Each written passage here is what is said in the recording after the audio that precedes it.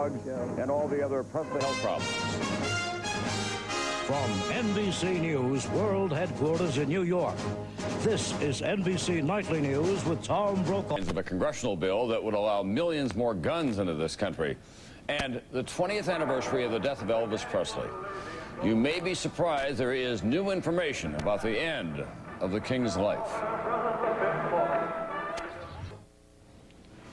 It was 20 years ago this summer that Elvis Presley died unexpectedly, the king of rock and roll, a poor boy with a huge appetite for fame, fortune, and whatever else made him feel good as he transformed American popular music and made his name synonymous with excess. Tonight, NBC's Bob Fall has new information on what brought on the death of the man who became a legend. The end is near, and so I face the final curtain. He was so bloated, his lifestyle so dissolute.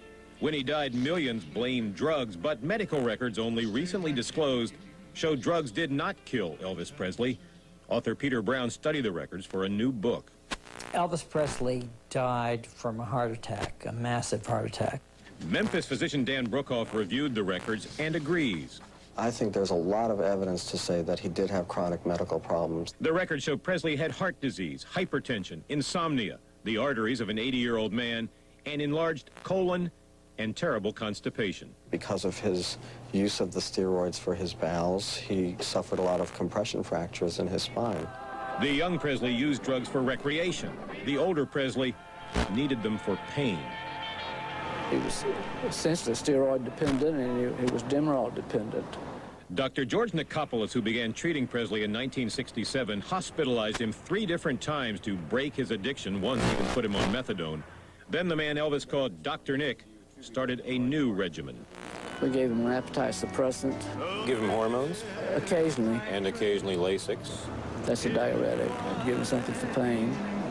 Sometimes something to help the itching from the costume? Yeah.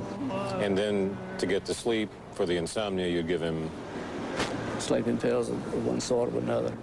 Dr. Nick insists that new combination broke Presley's addiction. He wanted to be drug-free? Yeah. He ever tell you that? Sure, yeah.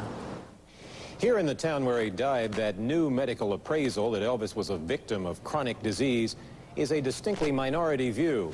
Many still believe he was a victim of chronic lifestyle. 2 years ago, Tennessee stripped Dr. Nick of his license, said he'd given too many drugs to others. This is malpractice.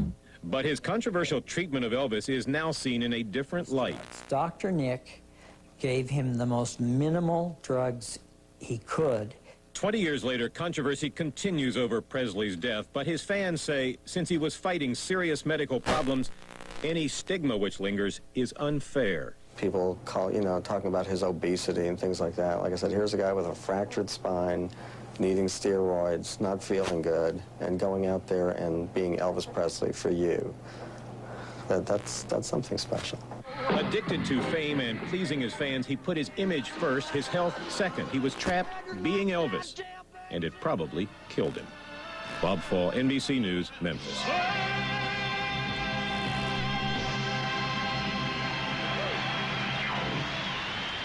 That's how it is for this Monday. Tonight on Dateline, celebrities and charity.